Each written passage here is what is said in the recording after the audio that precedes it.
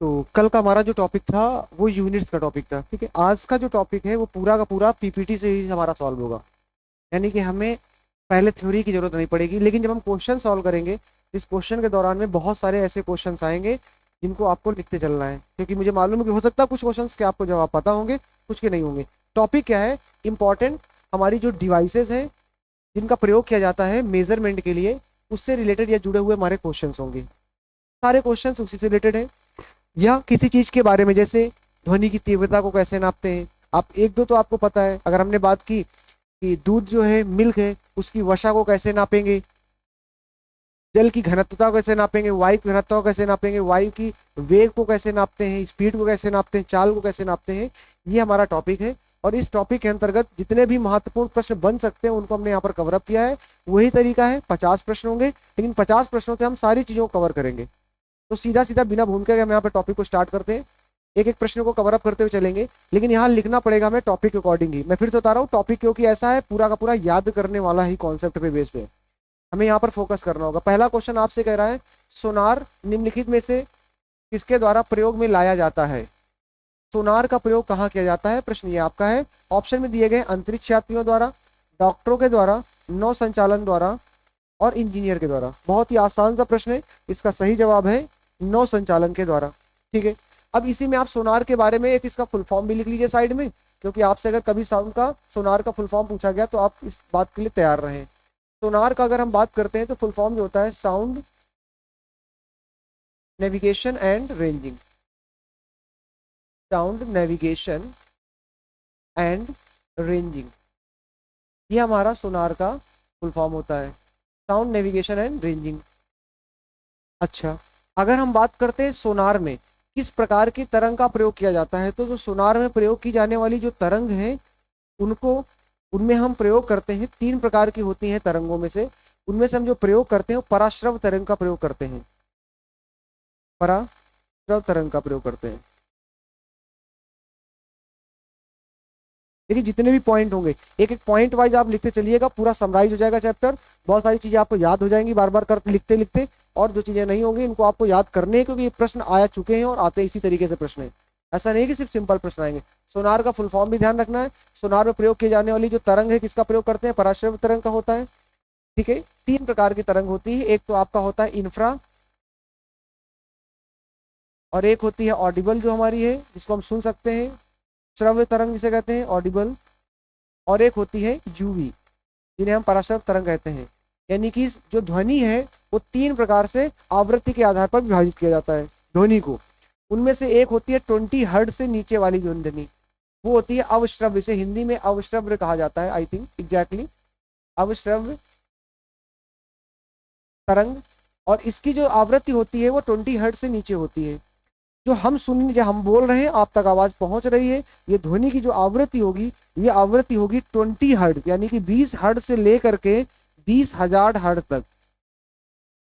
इसके बीच की जो हमारी तरंग है, ताकि आवृत्ति की जो ध्वनि है वो हमारे और आपके बीच में कम्युनिकेट करने में लॉजिकल देती है। लेकिन इसके ऊपर की जो होती है 20 हर्ट्ज के ऊपर, यानी कि 20,000 जो हमारी के, मैं लिख देता हूँ 1000 के लिए, और हर्ट्ज के जो ऊपर की होती है, इसके ऊपर जो है ये वाली जो ध्वनि होगी वो पराश्रव आती है, और इसी का प्रयोग किया जाता है सोनार में। इतना हमें समझते हैं, आगे वाले प्रश्न बढ़ते हैं।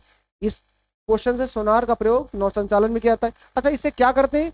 गहराई नापने के लिए प्रयोग किया जाता है। समुद्र में जब आप चलते हैं तो समुद्र में चलते समय बहुत सारी जो चीजें हैं आपकी, कितने नीचे ग्लेशियर है, कौन सी पहाड़ी मिलने वाली है, समुद्र के अंदर पे ट्रेंच गहराई कितनी है, इस चीज का पता लगाने के लिए इसी का प्रयोग करते हैं। ये श्रव्य जाती है तरंग, हम टाइम को देखते रहते हैं, वो वापस लौटेगी, और टाइम पता है, स्पीड पता है, तो डिस्टेंस अपने आप निकल आएगी हमारी, कितने नीचे टकरा कर गए, वापस जब लौटेंगी उस बीच के हम समय पता, हमें चाल पता है इसकी पहले से, और हम इसकी डिस्टेंस को यहाँ पे अंदाजा लगा लेते हैं, और इस तरीके से हम इसको बताएंगे यहाँ पर। ठीक है, आगे बढ़ते हैं।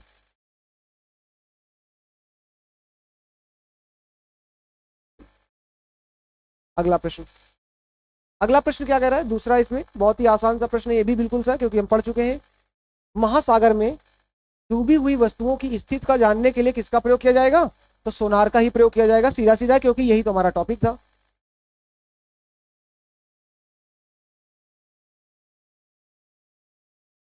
फिर आ गया प्रश्न, क्योंकि सोनार बार बार इसका मतलब एग्जाम में आ रहा है, फिर से प्रश्न आया हुआ है, सोनार में हम क्या उपयोग करते हैं? अब देख लीजिए वही, अगर हमने थ्योरी अगर नहीं पढ़ी है, रेडियो तरंग कंफ्यूज हो सकते हैं, इसलिए मैंने उस दौर पे आपको बताया कि किसका प्रयोग करते हैं।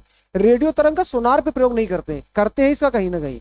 अगर आपने सर्जिकल स्ट्राइक मूवी देखी होगी तो देखा होगा, जब हमारा जहाज इंटर कर रहा था तो बाद में एक होता है कि क्या रडार में इंटर तो नहीं कर रहा उसके, और पाकिस्तान के रडार में आने लगा था, यहाँ से हुआ कि वापस आओ वापस आओ। फिर उस मूवी में दिखाया गया कि उसने कहा नहीं अब हम एक्शन तो लेके रहेंगे, अब हम जाएंगे बच के, फिर बाकी कुछ भी हो। क्यों? क्योंकि राडार जो चलता है वो रेडियो तरंग पे काम करता है, बाकी हम देखेंगे क्या होता है, ये इस पे तो काम नहीं करता है। इसका मतलब ये नहीं हो सकता। श्रव्य तरंग हमने बताया क्या है, जो 20 हर्ट्ज से लेकर के हमारी जो है 20,000 तक के बीच की है, 20K तक हर्ट्ज की है, जिनको हम सुन सकते हैं वो ये है, इसका भी प्रयोग नहीं होता है। अवश्य तरंग का मतलब क्या है आपका, जो 20 हर्ट्ज से बिलो होती है, नीचे होती है, 20 हर्ट्ज से नीचे वाली तरंग है, इसका भी प्रयोग नहीं किया जाता है। पराश्रव्य तरंग का प्रयोग करते हैं, शुद्ध हिंदी में इसे ये बोलते हैं अल्ट्रा सोनिक साउंड जो हमारी है। ठीक है, अगला देखते हैं। ध्वनि की तीव्रता को मापने का यंत्र कौन सा है? जो आपको बिल्कुल, मैं कह रहा हूं, जो आपको नहीं पता आप इसको बिल्कुल लिख लीजिएगा। ध्वनि की तीव्रता को नापने के लिए प्रयोग किया जाता है। अच्छा, कुछ जगहों पर जो ऑप्शन में दिए गए मैं उनको भी एक्सप्लेन करता चलूंगा, लेकिन ऐसे बहुत सारे ऑप्शन होंगे जिनकी कोई आवश्यकता नहीं, प्रश्न कभी नहीं बनते इस तरीके से। पता लगा 500 600 हम कितने मेमोरी में रखेंगे, तो हमें वो देखना है जो इंपॉर्टेंट है। इस वाले मामले में ध्वनि की तीव्रता पहले तो देख लेते हैं किससे नापी जाती है, तो याद रखना ऑडियोमीटर जो है, सॉरी हाँ ऑडियोमीटर जो है, ऑडियोमीटर इज राइट आंसर इसका। ध्वनि की तीव्रता को नापने वाला जो यंत्र होता है उसे हम ऑडियोमीटर कहते हैं। ऑडियो फोन तो आपको पता है आवाज सुनने के लिए, इसे आप लगाए रहते हो ऑडियो। तो ध्वनि की तीव्रता को नापने के लिए प्रयोग किया जाता है आपका ऑडियोमीटर।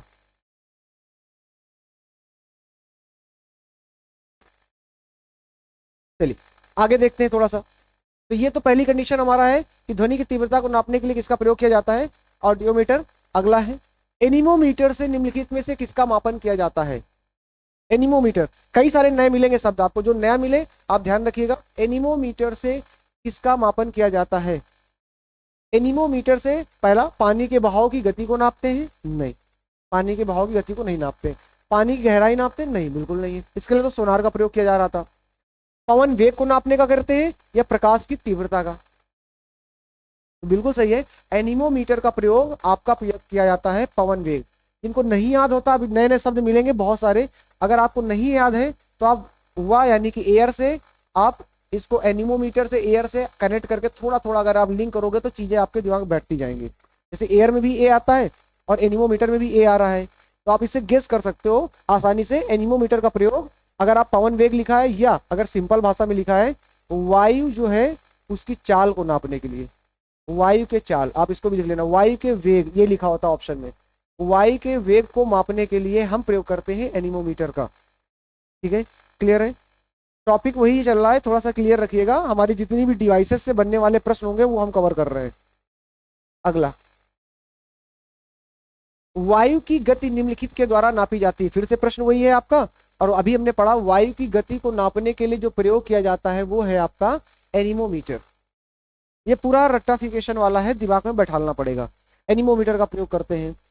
आगे आते हैं, अगला जो प्रश्न हमारा, निम्नलिखित में से कौन सुमेलित नहीं है? अब आपको पता होगा तो मामला सही रहेगा। एनीमोमीटर जो है आपका, बिल्कुल आपको पता है एनीमोमीटर का प्रयोग किया जाता है वायु के चाल को नापने के लिए, इसका मतलब ये तो सही है, कोई दिक्कत नहीं। अमीटर का प्रयोग किसके लिए किया जाता है? अगर आपको पता है तो सही है, नहीं पता है तो ये जो सामने लिखा है बिल्कुल सही लिखा है। अमीटर का प्रयोग किया जाता है आपका विद्युत धारा के नापने के लिए। अब कंफ्यूजन यहाँ पायरोमीटर में होगा और आपको टैक्योमीटर में होगा। तो पायरोमीटर का जो प्रयोग किया जाता है ये भी सही लिखा है, हाई टेम्परेचर को नापने के लिए किया जाता है। पायरो वर्ड कहीं भी आए याद रखिएगा, इसका मतलब होता है टेम्परेचर। टेम्परेचर, तो कहीं भी ये वर्ड आपको दिखाई पड़े इसका मतलब तापमान है। इसका जो सही जवाब हो जाएगा टैक्योमीटर, क्योंकि ये गलत लिखा हुआ है। इस प्रश्न के अकॉर्डिंग अगर आप चलेंगे तो हमारा जो सुमेलित नहीं है वो है आपका टैक्योमीटर।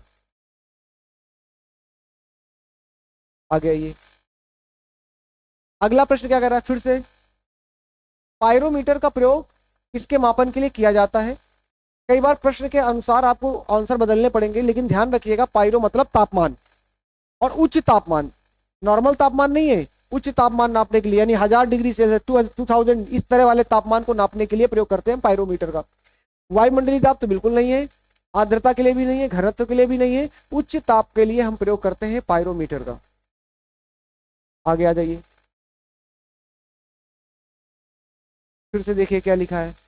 निम्नलिखित संयंत्रों में से किसका उपयोग अत्यधिक उच्च ताप, यानी कि आप इसको प्रयोग कर लीजिए, आप इंपॉर्टेंट में आप टिक कर लीजिए, आपके एग्जाम में भी अगर आया कोई क्वेश्चन ऐसा, तो संभावना है कि पायरोमीटर से प्रश्न आ जाए। पायरोमीटर का प्रयोग किया जाता है किसके लिए? उच्च ताप के मापने के लिए। इसका सही जवाब हो जाएगा यही आपका। ठीक है, चलिए आगे देखते हैं। निम्नलिखित ताप मापियों में से किसको किसे पायरोमीटर कहा जाता है? फिर वही चीज आ गया। अब ऑप्शन यहाँ पढ़िए जरा सा।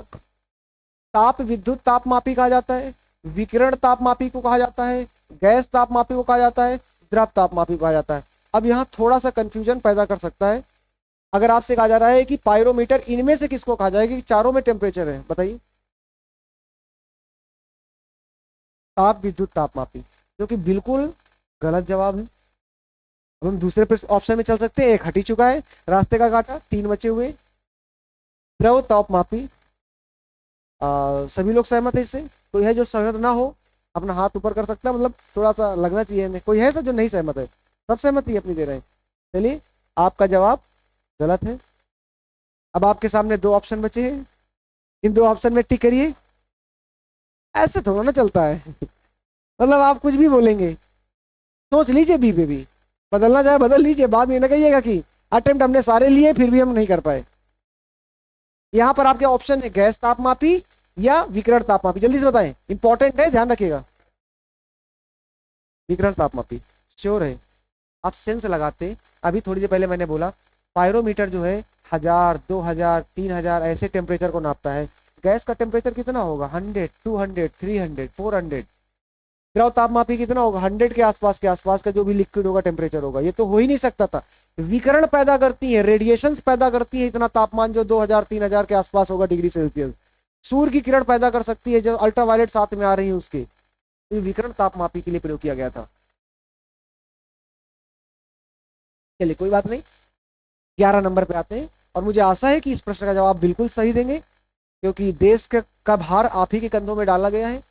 वह थर्मामीटर जो 2000 डिग्री मापने हेतु उपयुक्त किया जाता है, उसमें प्रयोग किया जाता है गैस थर्मामीटर, पारे का थर्मामीटर, वाष्प दबाव थर्मामीटर, पूर्ण विकिरण पायरोमीटर। बिल्कुल क्लियर कर दिख रहा है, 2000 टेम्परेचर के लिए मापने के लिए प्रयोग किया जाएगा पूर्ण विकिरण पायरोमीटर का। ये तो हो सकता है वहां तक बच्चे ही ना बेचारे, यानी कि सी इज द राइट आंसर। सी इसका सही जवाब होगा। आगे बढ़िए, क्वेश्चन नंबर 12 क्या कहता है? ये टॉपिक आपको हो सकता है थोड़ा लगे बोरिंग की, लेकिन इसमें डाटा ही है और हम छोड़ नहीं सकते हैं। चलेंगे, अगला टॉपिक हमारा गति आएगा, और उसमें पहले पूरी थ्योरी। हो सकता है कि क्लास में हम सिर्फ थ्योरी पढ़े, क्वेश्चन ना लगाएं, क्योंकि उसमें थ्योरी बहुत है, पर चीजें बहुत सारी समझनी है। इसके बाद क्वेश्चन लेके आएंगे, लेकिन इसमें आपका कोई थ्योरी नहीं बनती, क्वेश्चन से ही करें ज्यादा बेटर होगा। क्वेश्चन आपके सामने, पायर हिलियोमीटर का प्रयोग निम्नलिखित में से किसे नापने? अब देखिए दो अलग है, पायरोमीटर अलग है, पायर हिलियोमीटर अलग है, कंफ्यूज नहीं होना, इसलिए दोनों को समझ लेना। इसको भी आप लिख लीजिए कॉपी में, हिलियोमीटर है पायरो, और वो पायरोमीटर था सन स्पॉट को पता लगाने के लिए, सूर्य का जो धब्बा होता है, आपको पता होगा इसके बारे में। सोलर रेडिएशन के लिए किया जाता है इसका प्रयोग। इसके साथ साथ लिखा हवा का तापमान, और चौथा ऑप्शन है पौधों के ताप को पता लगाने के लिए इसका प्रयोग किया जाता है। बताइए, सी। बहुत ही सोच समझ के एक जवाब दिया गया है, लेकिन कई बार आपके द्वारा दिए गए जवाब अक्सर गलत ही नहीं होते हैं, सही भी हो जाते हैं, लेकिन गलत होने की संभावना रहती है, और वही संभावना यहाँ भी है, गलत है। अब आपके पास तीन ऑप्शन बचे हैं। चलिए डी ऑप्शन पे चले, सोच लो एक बार। सोलर रेडिएशन कौन आया है? Fire heliometer. अच्छा जी जी, सही जवाब। पायरो मतलब हाई टेम्परेचर, और इसका प्रयोग किया जाता है सोलर रेडिएशन के लिए। सन के द्वारा जो रेडिएशंस आती हैं उनके लिए क्रिएट किया गया है। इसका जवाब यही लिख लीजिएगा, इंपॉर्टेंट है, ये भी एग्जाम में आ चुका है। पायरोमीटर जो हमारा विकिरण है उसके लिए प्रयोग करते हैं तापमापी के रूप में, लेकिन सोलर के लिए स्पेसिफिक हमारा पायर हिलियोमीटर का प्रयोग किया जाता है, ये स्पेशल इसके लिए किया जाता है। ठीक है, तो आप इसका नाम लिख लीजिए जल्दी से, पायरो हिलियोमीटर लिखते रहा करिए। अगर आपको जो लगे कि ये हमने पहले नहीं पढ़ा है, इसलिए इसको नोट जरूर करें हम। अगर आपने पढ़ रखा तो कोई बात ही नहीं, इसको लिख ले। चलिए आगे देखते हैं। क्वेश्चन है आपका, मैनोमीटर के द्वारा किसकी माप की जाती है? मैनोमीटर, मैनोमीटर के द्वारा किसकी माप की जाती है? नया टर्म अगर है तो प्लीज नोट करें, और अगर पता है तो कोई बात ही नहीं, अगर पता है तो प्रयोग कर सकते हैं। ऑप्शन आपके पास है, वायु दाब है, गैसों का दाब है, सतह पर तेल का दबाव है, द्रवों का घनत्व नापने के लिए,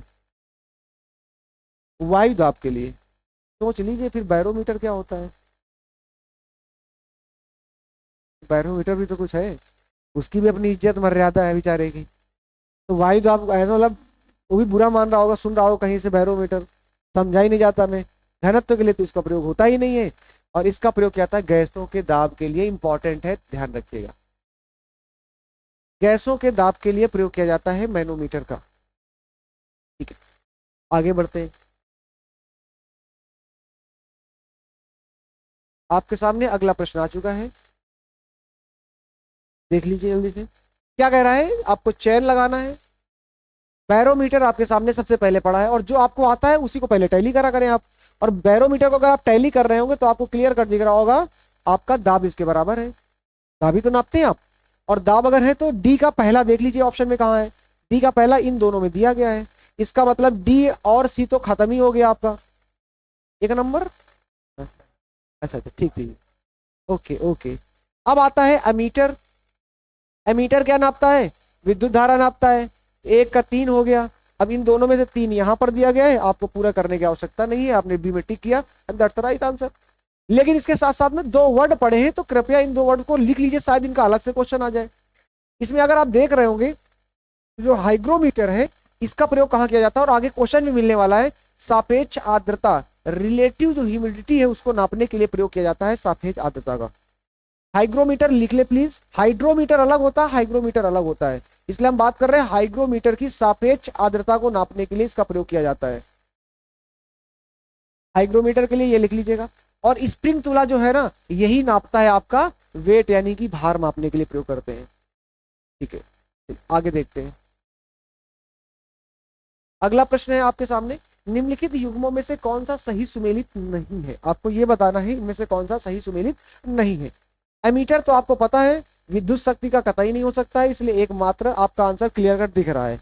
एमीटर से क्या नापते हो आप? करंट नापते हो, विद्युत धारा नापते हो, और यहाँ दिया विद्युत शक्ति का नापने के लिए, ये तो नहीं है, यानी कि आंसर तो हमारा सही हो गया, एक झटके में हो गया, और यहाँ पर बनाया भी गया। लेकिन इन तीनों को लिख ले, क्योंकि इंडिविजुअल इनसे अगर क्वेश्चन आ गया तो फिर क्या करेंगे, इसलिए यहाँ पर लिख लीजिए। ओडोमीटर का प्रयोग कहाँ करते हैं? वाहनों के पहियों द्वारा तय की गई दूरी मापने का यंत्र है, यानी कि जो आपके गाड़ी में लगा हुआ है, जो मीटर लगा हुआ है, वो ओडोमीटर है एक्चुअली, जो बताता है इतने किलोमीटर की यात्रा तय कर चुकी है आपकी बाइक, आपकी कार। तो ओडोमीटर का प्रयोग कहाँ किया जा रहा है? वाहनों के पहियों द्वारा तय की गई दूरी, ध्यान रखिएगा। ये जल्दी पूछा नहीं जाएगा, ओडोमीटर पूछा जा सकता है, ये संभावना है इसकी, मुझे संभावना, मुझे लगता है हो सकता है यही आ जाए, मुझे लगता है इसकी संभावना नहीं है, लेकिन फिर भी लिख जरूर लें एक बार। ओडोमीटर का प्रयोग विद्युत चुंबकीय तरंगों की आवृत्ति नापने के लिए किया जाता है। It's a very complex question, ये आएगा नहीं जल्दी, लेकिन एक बार लिखने में कुछ जाता नहीं है। विद्युत चुंबकीय तरंगों की आवृत्ति को मापने के लिए प्रयोग किया जाता है। ऑडियोमीटर का प्रयोग अभी हमने पढ़ा है इससे पहले भी, ऑडियोमीटर का प्रयोग ध्वनि की तीव्रता नापने के लिए ही किया जाता है, जो कि पहले भी देख चुके हैं। सो इसका आंसर तो हमारा पहले से पता था, जो सुमेलित नहीं है वो है एमीटर, यानी कि D is the right answer. चलिए ओके, आप नोट कर लीजिए, कोई इशू नहीं है।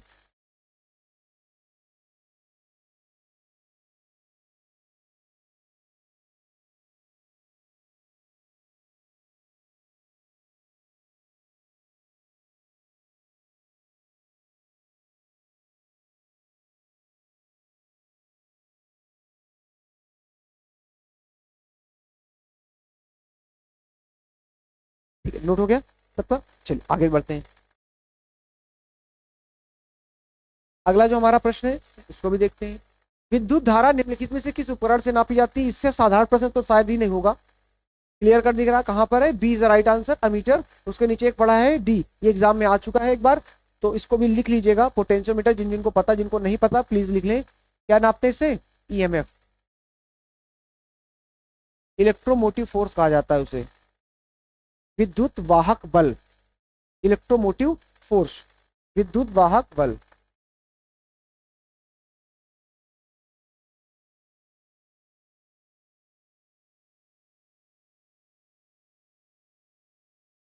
ईएमएफ जो है विद्युत वाहक बल, पोटेंशियोमीटर। विद्युत धारा के नापने के लिए तो हमें पता है एमीटर का प्रयोग करते हैं, लेकिन साथ में ये भी लिख लेंगे। वोल्ट मीटर का आपको पता होगा, वोल्टेज नापने के लिए प्रयोग किया जाता है। चलिए आगे देखते हैं। वायुमंडलीय दाब को मापने में यंत्र का उपयोग किया जाता है, बैरोमीटर है, कोई टेंशन लेने वाली बात है नहीं इसकी। चलिए आगे देख लेते हैं सीधा। मैनोमीटर पढ़ ही चुके हो, क्या नापते थे मैनोमीटर से? मैनोमीटर से क्या नापा जाता था? गैसों का दाब नापा जाता था। साधारण बैरोमीटर में कौन से द्रव का प्रयोग किया जाता है? साधारण बैरोमीटर में किसका प्रयोग किया जाता है? पारे का प्रयोग किया जाता है, जो कि थर्मामीटर में प्रयोग करते हैं। अब तो खैर इलेक्ट्रिक वाले वो आ गए आपके, थर्मोमीटर का प्रयोग पारा का किया नहीं जाता है। दूध का अपेक्षित घनत्व ज्ञात किया जाता है, लैक्टोमीटर। बिल्कुल परफेक्ट है। ये इसका बता सकते हैं क्या फिर? अगर लैक्टोमीटर है तो बताइए इसका क्या होगा, बी वाले का। मैं भी आपसे ये नहीं कर रहा हूँ सही है गलत है, बट चलिए ठीक है। दूध की अपेक्षित घनत्व जो है, यानी कि जो उसकी अपेक्षित घनत्व रिलेटिव जो हमारी डेंसिटी है, उसके नापने के लिए लैक्टोमीटर का ही प्रयोग करते हैं, बात सच है। लेकिन अब यहाँ पर एक ऑप्शन पड़ा है ब्यूटेरियोमीटर, इसका भी दूध से ही संबंध है, इसलिए यहाँ पर हमने कहा कि इसको भी लिख जरूर ले, इंडिविजुअल क्वेश्चन बन सकता है। और इससे नापा जाता है दूध में कितनी वसा है, घनत्व उससे नापते हैं, दूध में वसा की मात्रा। दूध में वसा की मात्रा का मापन करने के लिए आप प्रयोग करते हैं आपका ब्यूटेरियोमीटर। क्लियर? अच्छा आगे बढ़ते हैं। दूध के घनत्व को किसके द्वारा नापा जाता है, पता ही है, लैक्टोमीटर है। वायुमंडल की सापेक्ष आर्द्रता का नापा जाता है, वायुमंडल की सापेक्ष आर्द्रता को नापा जाता है। ऑप्शंस आपके सामने हैं, hydrometer, hygrometer, lactometer and potentiometer. A की बी? B hygrometer. हाइड्रोमीटर से क्या नापते हैं? यस, हाइड्रोमीटर से भी नापते हैं, लेकिन जल का आप आर्द्रता नापते हैं, या जल का घनत्व या जल की आर्द्रता। ध्यान रखिएगा, जल की आर्द्रता नापते तो हैं, और यहां से नापते हैं हाइग्रोमीटर से वायुमंडल की आर्द्रता या सापेक्ष आर्द्रता। ये वायुमंडल की सापेक्ष आर्द्रता का मापन किया जाता है हमारा हाइग्रोमीटर से, और हाइड्रोमीटर से जल की आर्द्रता का मापन किया जाता है। दोनों ध्यान रखिएगा, जिनको नहीं पता इसको भी नोट करें, जो नया टर्म आए उसको आप नोट करते चले साथ में। पोटेंशियोमीटर पता ही है आपको, लैक्टोमीटर भी पता है आपको। आगे देखते हैं, 20 नंबर पे आइए जल्दी से। हवा में आर्द्रता को नापने के लिए कौन सा उपकरण प्रयोग किया जाता है? हाइग्रोमीटर, अभी पढ़ा वही। तो B is the right answer, clear कर दिख रहा है। आगे बढ़ सकते हैं। वायु की आर्द्रता मापने के लिए कौन सा यंत्र प्रयोग में लाया जाता है? हाइग्रोमीटर। ये बार बार आया हुआ है, हाइड्रोमीटर नहीं पूछता, हाइग्रो ही पूछता है वो एक्चुअली में, क्योंकि हाइड्रो में रटा होता है जल के लिए, और थोड़ा सा उसने चेंज कर दिया ग्रो हाइड्रो की जगह में, तो कंफ्यूज लगता आदमी, पढ़ा उसने थोड़ा तुरंत जल की घनत्व मार दिया पहले ऑप्शन को देख करके। ध्यान देना, हाइग्रोमीटर में जल की घनत्व के लिए नहीं, वायु की आर्द्रता नापने के लिए प्रयोग करते हैं। हाइग्रोमीटर से मापा जाता, कई बार आया हुआ है, इसलिए मैंने इसको बार बार डाल दिया है। वातावरणीय आर्द्रता, ऑप्शन भी देखती है बार बार बदल रहा अलग अलग तरीके से, यही सा राइट आंसर इसका है। आर्द्रता को मानांकित करने का उपकरण निम्नलिखित में से कौन सा है? यहाँ पर जो पढ़े उनमें से अकॉर्डिंग अगर आप देखेंगे, आर्द्रता को नामांकित करने के लिए जो प्रयोग किया जाएगा वो हाइग्रोमीटर ही होगा, और ये अंडरस्टूड है, इसका मतलब है आपका D is the right answer. आर्द्रता किस उपकरण से मापी जाती है, फिर वही चीज आ गया।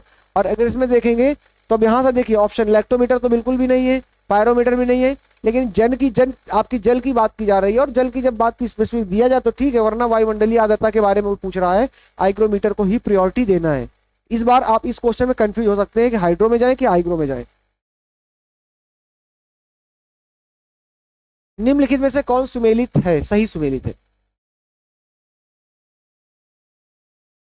अब जिसको पता है वही बता पाएगा।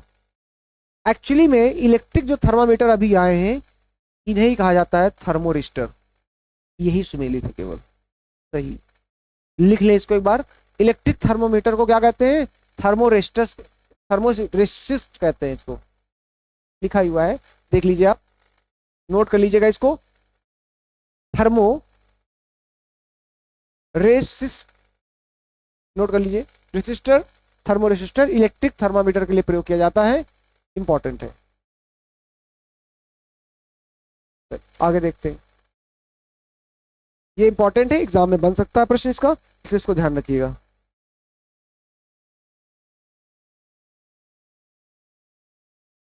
अगला देखिए, 28 नंबर क्या कह रहा है, 28 नंबर कह रहा है स्टेथोस्कोप, मतलब सूची टैली करना है, तो हम कंपेयर कर ले। देखिए आंसर निकालना इसे बहुत आसान है, लेकिन हम ये प्रयास कर रहे हैं सबका मतलब पकड़ लेंगे, जो नहीं आया उसको नोट भी कर लेंगे। यहाँ से आंसर निकालना क्या है, सबसे पहली चीज आपको ये पता होना चाहिए, सबसे इंपॉर्टेंट, बहुत बार पूछा गया है, लक्स मीटर का प्रयोग किया जाता है प्रकाश की तीव्रता के लिए। पहली चीज तो आप ये ध्यान रखिएगा, और नहीं पता है तो नोट भी कर ले साथ में। लक्स मीटर का प्रयोग किया था प्रकाश की तीव्रता, डी में कहीं 1 दिख रहा है, इन दोनों में है, इसका मतलब पहला खत्म हो गया और डी खत्म हो गया। अच्छा, इसके साथ साथ में कैरेटोमीटर का मतलब क्या होता है, कैरेटोमीटर का मतलब होता है सोने की शुद्धता नापने के लिए। सारे बता रहे हैं, अच्छा आंसर निकालने के लिए तो क्लियर कर देगा। स्टेथोस्कोप से क्या नापते हो, हृदय की गति नापते हो आप, धड़कन की, तो यानी कि 1 का 3, और 1 का 3 तो केवल इसमें ही था, तो आंसर तो एक झटके मार सकते थे सी, लेकिन बाकी भी हमें पता होना चाहिए, इसलिए हम इसकी बात कर रहे थे। और इस स्फेग्नोमीटर एकमात्र बचा हुआ है जिसका रक्तचाप के मापने के लिए प्रयोग किया जाता है। चारों आप एक बार नोट कर लीजिए तो ज्यादा बेटर रहेगा। अगर आपको कोई आता है तो अच्छी बात है, बट अगर नहीं है तो इनमें से सारे एक बार कर लीजिएगा। स्टेथोस्कोप तो हृदय की ध्वनि से इसको हटा सकते हैं, ना नोट करें, लेकिन स्फेग्नोमीटर पूछा जाएगा, बार बार पूछा जाता है, कंफ्यूजन ना होनी चाहिए, याद है, मुझे मालूम है कि सबको लगभग याद रहता है। स्फेग्नोमैनोमीटर, ये ध्यान रखिएगा। इसके बाद कैरेटोमीटर, जो आपको पता है, कैरेटो कैरेट से वर्ड आ रहा है, 24 कैरेट 22 कैरेट का सोना, तो सोने की शुद्धता को नापने के लिए किया जाता होगा। लक्स मीटर पूछा जाता है तो याद होना चाहिए, प्रकाश की तीव्रता नापने के लिए इसका प्रयोग किया जाता है, प्रकाश की तीव्रता नापने के लिए किया जाता है। कहीं पर भी आपको फिजिक्स, यानी कि अगर आप जो पढ़ रहे हैं, किसी भी एग्जाम में फिजिक्स इन फ्यूचर आए, किसी भी उसमें एग्जाम में आएगी, अगर आपने एक बार ईमानदारी से पढ़ा है, क्वेश्चन लगाए, तो आप हर चीज के लिए तैयार रहेंगे, मतलब लेवल इसमें अच्छा खासा कैचअप कर लेंगे, हम कवर कर लेंगे, हर चीज का लेवल कवर कर लेंगे। रक्त दाब नापने के यंत्र का नाम, अभी ये प्रैक्टिस जब आप करेंगे अगले सीट्स की, तब आपको पता चलेगा, न्यूमेरिकल्स वाली हर प्रकार की सीट लेके आएंगे। रक्त दाब नापने का यंत्र का नाम है, क्लियर कट दिख रहा है, रक्त दाब नापने के लिए किसका प्रयोग करते हैं, स्फेग्नोमीटर का ही प्रयोग किया जाता है, इसलिए इसका सही जवाब हो जाएगा बी। बैरोमीटर तो बार बार पता है आपको, वायु दाब नापने के लिए प्रयोग किया जाता है। आगे बढ़ा जा सकता है, थोड़ा सा आगे बढ़े। क्वेश्चन नंबर 30 आपके सामने है। क्या कह रहा है आपका, निम्नलिखित में से 1500 डिग्री सेल्सियस से अधिक का तापमान नापने के लिए प्रयोग किया जाएगा किसी थर्मोमीटर का, नहीं बिल्कुल नहीं। प्लेटिनम प्रतिरोध थर्मोमीटर, इसका भी नहीं करते। ताप वैद्युत युक्त थर्मोमीटर का, नहीं इसका भी नहीं करते हैं। पायरोमीटर का प्रयोग किया जाता है, जो कि पहले कई बार आप पढ़ चुके हैं, ठीक है। पायरियो हीलियोमीटर का प्रयोग कहाँ करते थे, अभी पढ़ के आए हैं, पायरो हीलियोमीटर का, ठीक है, सोलर रेडिएशन के लिए। अगला ये देखिए, वही बस 15-20 है जो बार बार घूमते फिरते रहते हैं। बुक में आपके लगभग 150-200 होंगे, एग्जाम में क्या आते हैं 15-20-25 आएंगे, 200 कोई नहीं याद कर सकता है, कोई भी। अब मशीन कंप्यूटर नहीं है कि भैया टाइप के आंसर आ गया, तो आपको समझना होता है कि एग्जाम में क्या है, या तो बस आपका काम वही हो कि बस उसी को याद करना हो। एग्जामिनर इतना मूर्ख तो नहीं है कि आपसे 300-400 केवल वो रटवाएगा कि साइंटिस्ट वैज्ञानिकों के नाम आप रटे हैं। प्रकाश की तीव्रता नापने के लिए किस जिस उपकरण का प्रयोग किया जाता है वो क्या कहलाता है, क्लियर कट दिख रहा है। अच्छा, अल्टीमीटर का प्रयोग कहाँ किया जाता है, इसका सवाल जवाब तो हमारा C is the right answer, lux meter कहलाएगा, इसका जवाब क्लियर कर दिख रहा है। लेकिन अल्टीमीटर का प्रयोग क्या होता है, ऊंचाई नापने के लिए।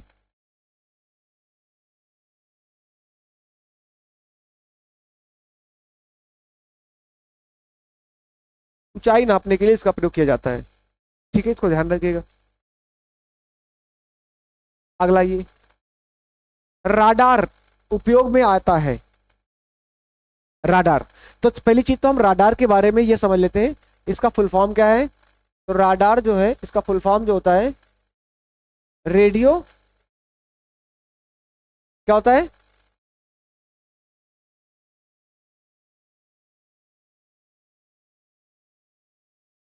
और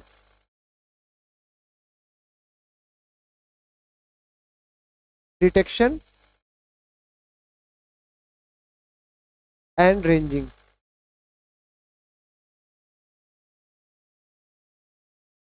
radio detection and ranging, radar का। राडार में प्रयोग क्या किया जाता है, अगर आप देखेंगे राडार में जो प्रयोग की जाने वाली तरंग होती है वो रेडियो तरंग होती है।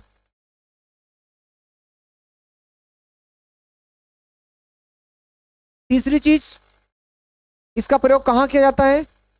इसका प्रयोग किया जाता है वस्तुओं की स्थिति का पता लगाने के लिए।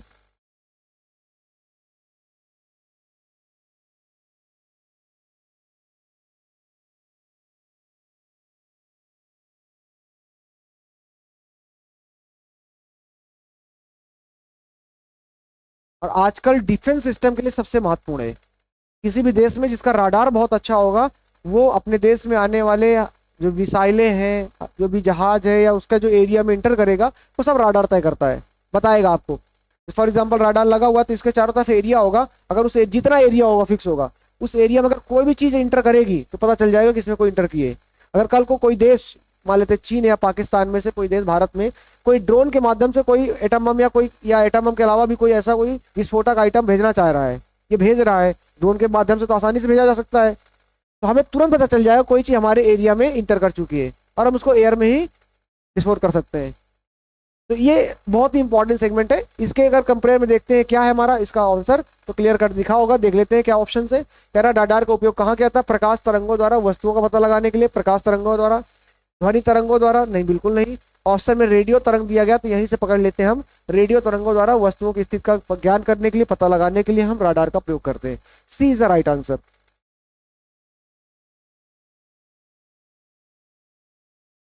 बहुत ही आसान है। फिर से, निम्नलिखित में से कौन सी राशि रिएक्टर पैमाने पर मापी जाती है? रिएक्टर पैमाने पर जो मापी जाती है कौन सी राशि होती है? भूकंप की तीव्रता।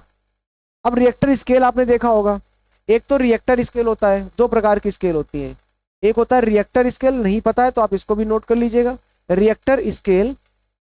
और दूसरी जो होती है आपकी, वो होती है मार्केली स्केल।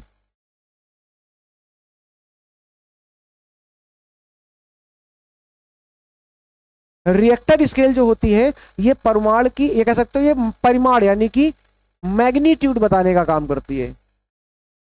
कितने गुना प्रभाव पड़ रहा है, परिमाण बताता है। जैसे भूकंप हिला तो कितने गुना यानी कि बढ़त उसकी होगी, ये परिमाण वैल्यू यानी कि मैग्नीट्यूड तय करता है, नापता है, यानी मैग्नीट्यूड नापने का काम करता है।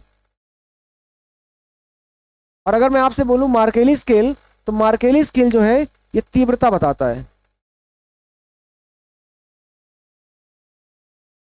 पहले तो आप ये समझ लीजिए, लेकिन अब फिर वही चीज है, ऑप्शन में अगर आपसे भूकंप की तीव्रता यानी कि इसका बेसिक प्रिंसिपल तीव्रता ये भी बताएगा, लेकिन जो वैल्यू निकाल के लाता है ये परिमाण। और कैसे काम करता है रिएक्टर, इसके लिए बता देते हैं। इसमें 0 से लेकर के 9 तक नंबर होते हैं। इसमें से अगर मान लेते हैं कि अगर रिएक्टर स्केल में भूकंप आया और वहां लिखा है 2, तो 2 में मैं मान लेता हूं कि बल लग रहा है, जो फोर्स लग रहा है बल, वो है आपका 1 न्यूटन।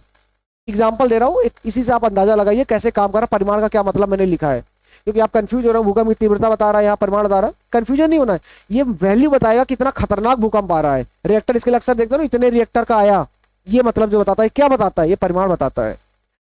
अगर 2 की जगह में 3 लिखा जाएगा तो 1 नंबर बढ़े, तो रिएक्टर स्केल में एक बताया जाता है कि अगर 1 नंबर बढ़ रहा है तो पहले वाले की तुलना में 1000 गुना बल बढ़ जाता है।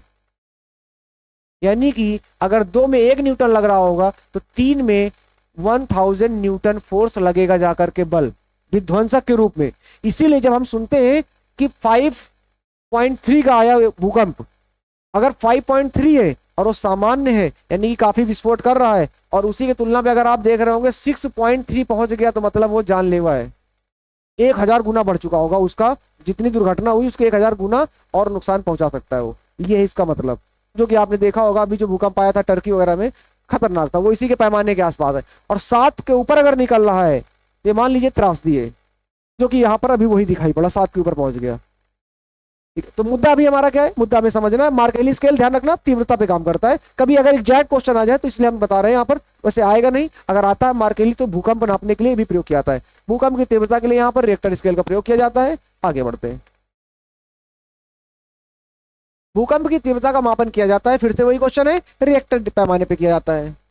रिएक्टर पैमाना मापने के लिए प्रयोग किया जाता है भूकंपीय लहरों का आयाम। अब देखो क्वेश्चन का जो ऑप्शन है वो छोड़ो, आपको कीवर्ड पकड़ना चाहिए। रिएक्टर मतलब भूकंप ऑप्शन नहीं टेंशन लेना है। इसलिए क्वेश्चन में कई बार होता है कि ये क्या बोल रहा है, भाषा क्या है, छोड़िए, आपको आंसर टिक करना, आगे बढ़िए। मतलब वही है, भूकंप लहरों का प्रभाव क्या होगा जाकर के।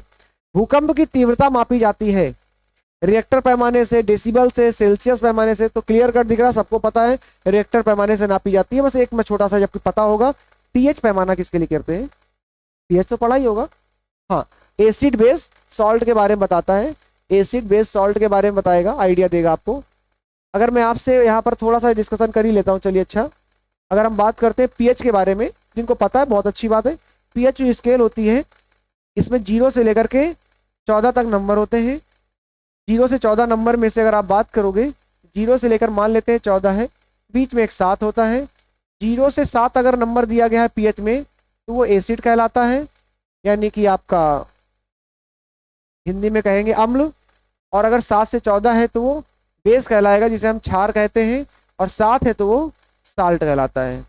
साथ ही साथ अगर हमने आपसे ये कहते कि ये बताइए, अच्छा पीएच जो है 2 लिखा है और पीएच क्या लिखा है, 5 लिखा है, इसका मतलब यहाँ पीएच 5 और पीएच 2 है, तो दोनों एसिड है। दोनों में कौन सा ज्यादा हार्ड एसिड होगा, तो जिसकी संख्या पीएच में एसिड वाले मामले में कम होगी वो आपका स्ट्रॉन्ग एसिड होगा। यानी कि पीएच 2 वाला स्ट्रॉन्ग एसिड होगा, ताकतवर होगा एज कंपेयर टू पीएच 5 की तुलना में। ये भी ध्यान रखना। दूसरी भाषा में अगर मैं आपसे ये कह दूं, ये अम्ल में दोनों में ताकतवर कौन है, ये हो गया। लेकिन अगर मैं पीएच की बात कर लूं, पीएच यहाँ लिखा हुआ है मैंने 9 और एक पीएच लिख लिया मैंने आपका 13, इन दोनों में कौन ताकतवर बेस होगा, तो पीएच 13 जो है वो ताकतवर होगा। कहने का बेसिकली मतलब यह है कि 7 न्यूट्रल लाइन से दूर जाने पे इधर आपका बेस जो है ताकतवर होता जाता है, इधर आपका अम्ल ताकतवर होना चालू हो जाता है। सिंपल भाषा है, बाकी बहुत सारे प्रश्न इसमें, हम वहां नहीं जा रहे, केमिस्ट्री का हिस्सा है। वापस लौटते हैं अपने, देख लीजिए ऑप्शन बहुत आसान है। आपका कह रहा है कौन सा सुमेलित नहीं है, सेल्सियस ताप है, आरएच गुणान रंक है, किलोवाट है, रिएक्टर पैमाना। आप देखिए बहुत सारे ऑप्शन ऊट पटांग लिखे रहते हैं क्वेश्चन में, आपको वो नहीं पकड़ना, आपको पकड़ना है एक ऐसा ऑप्शन होगा जो आपको पता होगा। रिएक्टर आपको पता था भूकंप नापने के लिए, और आर्द्रता तो कभी जिंदगी में हो ही नहीं सकता, मतलब क्लियर कट हम देखते हैं ये नहीं हो सकता, मतलब हमारा आंसर क्लियर है। आगे बढ़ते हैं। ताप के निम्नलिखित में से किस पैमाने में ऋणात्मक मान नहीं होता है, देख लीजिए। क्या कह रहा है, ताप में जब मेजरमेंट करते हैं तो हम कौन सी चीज को निगेटिव में नहीं लिखते हैं, ये पूछा जा रहा है। अभी तक का जो एब्सोल्यूट टेम्परेचर जिसे हम कहते हैं कितना है, माइनस हम 273 डिग्री सेल्सियस तक पहुंच चुके हैं, -273 डिग्री सेल्सियस। और -273 डिग्री सेल्सियस बराबर है 0 केल्विन, यानी कि केल्विन जो है वो नेगेटिव में नहीं लिखा जाता। ये है बेसिकली मतलब, ठीक है, ध्यान रखिएगा। आगे बढ़ते हैं थोड़ा सा। निम्नलिखित में से भूकंप मापी यंत्र कौन सा है, सिस्मोग्राफ है। ध्यान रखिएगा सिस्मोग्राफ के बारे में, बहुत ही सिंपल है आपका सिस्मोग्राफ।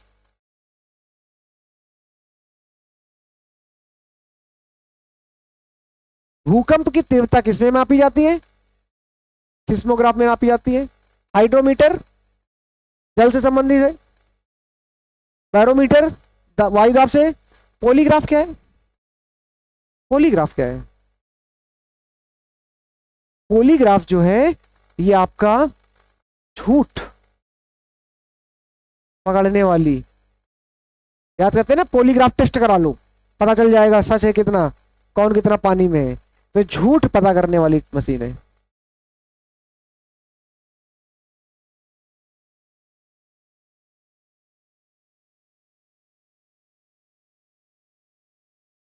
आगे देखते हैं, पॉलीग्राफ लिख लीजिएगा आप लोग, पॉलीग्राफ का इंडिविजुअल अगर क्वेश्चन आया तो टेंशन मत लीजिएगा। निम्नलिखित युग्मों से किसके द्वारा भूकंप की तीव्रता का मापन किया जाता है, सिस्मोग्राफ क्लियर कर दिख रहा है।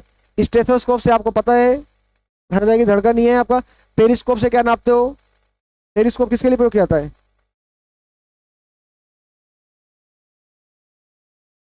पेरिस्कोप। एक होता है स्टेथोस्कोप, स्टेथोस्कोप जो डॉक्टर यूज करते हैं देखा होगा, हाँ पेट के अंदर क्या चल रहा कंप्यूटर में देख रहे होते हैं डाल के, वो स्टेथोस्कोप है। टेलीस्कोप, हाँ दूर, पेरिस्कोप वही है। सिस्मोग्राफ जहां तक मैं याद कर पा रहा हूं, मैं श्योर नहीं हूं, मुझे एक चीज याद आ रही, मैं बताना चाह रहा हूं, मुझे एग्जैक्टली इसका थोड़ा सा याद नहीं। जहां तक कोमोग्राफ जो है, एक बार इसको कंफर्म भी कर लूंगा, आप भी देख लीजिएगा। कोमोग्राफ जो है शायद ये बहुत इंपॉर्टेंट क्वेश्चन मुझे ऐसा लग रहा है, मतलब आएगा नहीं लेकिन ये बहुत इंपॉर्टेंट कैरेक्टरिस्टिक है। शरीर के जितने भी चीजें होती है, रक्त दाब हो गया, धड़कनें हो गई, इन सभी का पूरा जो चित्र है एक कंप्यूटर में देखा होगा, मशीन डॉक्टर वाली होती है, हर चीज चल रही होती है, बीपी चल रही होती है, इधर आपका धड़कन चल रही होती है आपकी, इधर आपका रक्तचाप दिखाई पड़ रहा होता है, ब्लड प्रेशर क्या जा रहा है, इन सभी का जो ग्राफ एक साथ दर्शाता है वो शायद कोमोग्राफ होता है। बट इसको एक बार देख लेंगे, बट शायद वही है, 99% कोमोग्राफ वही होता है। अब इसको नाम लिख लीजिएगा, श्योरिटी के साथ मैं इसको एक बार कंफर्म कर दूंगा, बट शायद वही है। सिस्मोग्राफ क्या है, क्लियर कर दिख रहा है क्या है, इसके अकॉर्डिंग जाएंगे तो क्या जाएंगे, हृदय की धड़कन तो होगी नहीं, वायुमंडल का दबाव है नहीं, यानी कि भूकंप की बात कर रहा था, भूकंप से आता है भूचाल, इसलिए भूचाल इज राइट आंसर। सुमेलित कीजिए भूकंप, अगर हम बात करते हैं भूकंप की, सिस्मोग्राफ। अच्छा सुमेलित कीजिए, इसके ऑप्शन तो है नहीं, नहीं मतलब इसका आंसर नीचे टैली करने वाला, चलिए कोई हो सकता है पीपीटी बनाने में गायब हो गया, बट हमको आंसर बताना चाहिए, पीपीटी बनाने में उड़ गया है वो। ऊंचाई नापने के लिए अल्टीमीटर, विद्युत धारा के लिए एमीटर, और प्रतिरोध के लिए ओम। ठीक है, पता रखिएगा, प्रतिरोध के लिए ओम होता है, ये उसका उठ चुका है, ऑप्शन नीचे होने चाहिए थे इसमें। चौथे नंबर पे आइए, सही सुमेलित कीजिए, फायदोमीटर, बैरोमीटर, हाइग्रोमीटर, अल्टीमीटर। अब देखो बहुत सारे जब आप बार बार पढ़ लेते हो तो वही रिपीट मारेंगे, वही 15-20 है। अब सब रटे, केवल एक नया आ गया है तो इस नए वाले को लिख लीजिए। फायदोमीटर समुद्र की गहराई नापने के लिए प्रयोग किया जाता है, जो नए आते जाए उनको ऐड करते चलना साथ में, आता है फिर भी नहीं आता तो लिख लीजिए, आ सकता है। बैरोमीटर आपका वायुमंडलीय दाब के लिए है, हाइग्रोमीटर आपका वायुमंडलीय आर्द्रता के लिए, और अल्टीमीटर आपका ऊंचाई नापने के लिए। और इसके अकॉर्डिंग फायदोमीटर आपका ए का D4 था और ए का 4 2 में है, ये हटा ये हटा। इसके बाद बी का आप देखते हैं, बी क्या बैरोमीटर था, वायुमंडलीय दाब था, बी का हो सकता है 1 और बी का केवल 1 इसमें, यानी कि B is a right answer. पकड़ में आना चाहिए हमें करने के लिए। फायदोमीटर का प्रयोग फिर से पूछा गया अलग से, इसलिए कह रहा था फायदोमीटर लिख लीजिएगा, समुद्र की गहराई नापने के लिए प्रयोग किया जाता है इसका। नेक्स्ट क्वेश्चन देख लीजिए, इसमें क्या कह रहा है, फिर से टैली करना है।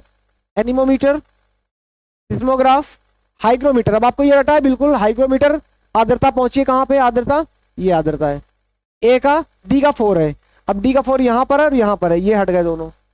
पैरो आपका सिस्मोग्राफ आपको पता है भूकंप, बी का 1 होगा। अब बी का 1 कहां है, इन तीनों में से, इन तीनों में 2 हटा दिए हमने पहले ही, यानी कि D is the right answer. तरीका इलिमिनेशन मेथड से आना है करने के लिए। फिर से देख लेते हैं एक बार क्या कह रहा हूं मैं, आपको बहुत सारी चीजें नहीं पता है, बिल्कुल टेंशन न लीजिए, सबको यही हालत होगी, सब कोई नहीं रट लेगा सब सारी चीजों को। मुद्दा क्या, हमें टैली करके आंसर निकालना है।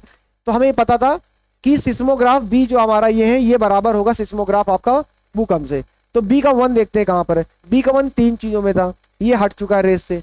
फिर हमने कहा हमें हाइग्रोमीटर पता है, हाइग्रोमीटर आपका जो है वो है आपका वायुमंडलीय वेग से, वायुमंडलीय वेग होगा ना, सॉरी वायुमंडलीय आर्द्रता, माफ कीजिएगा, वायुमंडलीय आर्द्रता, डी का 4। तो डी का जो 4 है वो यहां पर है और यहां पर है, ये पहले हट चुका है और ये ऑलरेडी रेस में है, इसका मतलब ये वाला सही हो जाएगा और हमारा ये वाला 1 कैरेक्टरिस्टिक डी को राइट मार देंगे। ये तरीका है, नहीं बात आई कुछ लोग समझ में, इसका मतलब। और जबकि पता भी है एनीमोमीटर आपका क्या वायुमंडलीय वेग है, ए का बराबर क्या होता है 3, आप देख लो सही है, मैच कर रहा है। बैरोग्राफ बराबर क्या है आपका वायुमंडलीय दाब, सही है।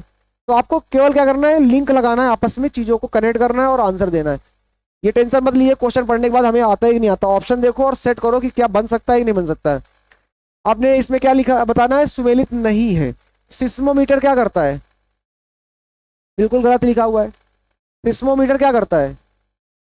बट चलिए, कार्डियोग्राफ हृदय की धड़कन बताता है, मैनोमीटर दाब भी बताता है, और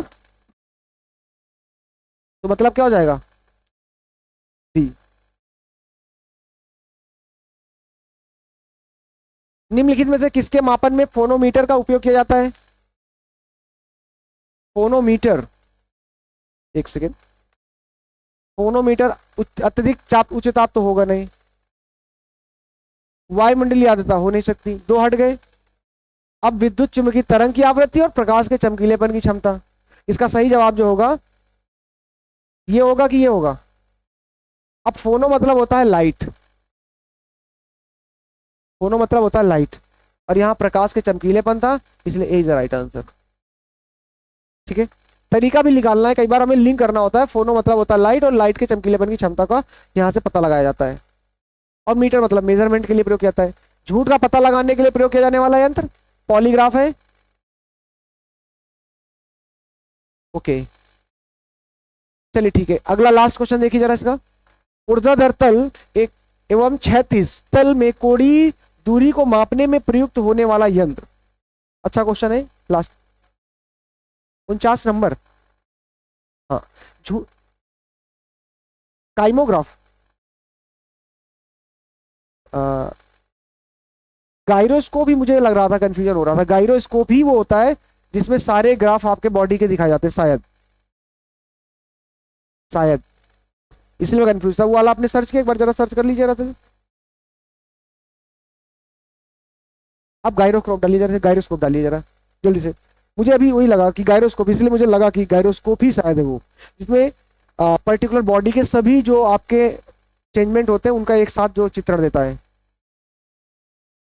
गायरोस्कोप या काइमोग्राफ, इन दोनों गायरोस्कोप ही होना चाहिए। इसको एक बार चेक कर लीजिए थोड़ा सा।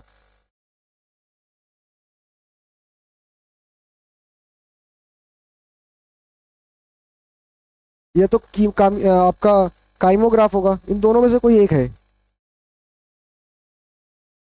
मैं काइमोग्राफ डाल देता हूँ।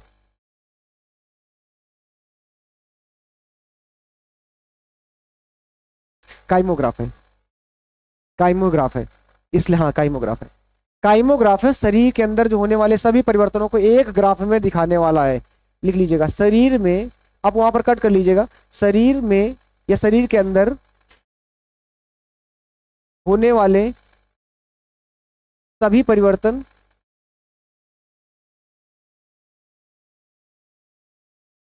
परिवर्तन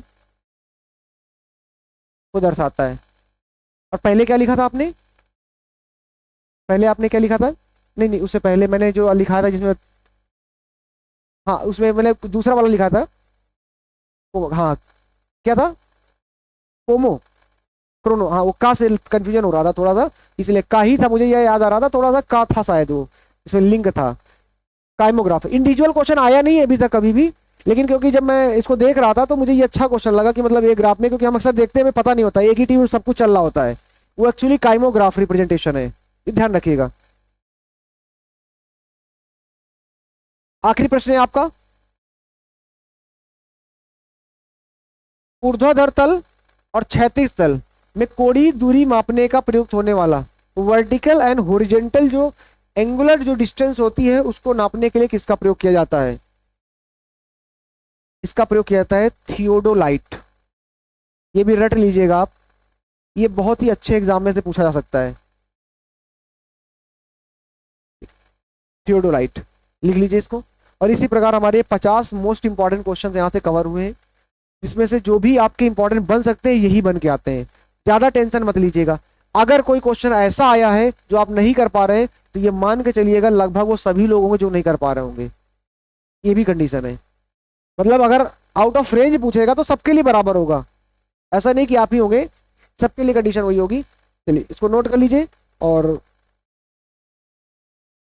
कल से हम स्टार्ट करेंगे नया टॉपिक जो कि हमारा गति है, या एक छोटा सा टॉपिक कंप्लीट करा देंगे हम आपको पूरा आपका, जिसमें थ्योरी पोर्शन होगा, थ्योरी वाले ही चलेंगे, लिखने वाला कार्यक्रम चलेगा थोड़ा सा, सीट नहीं, पहले हम थोड़ा थ्योरी करेंगे।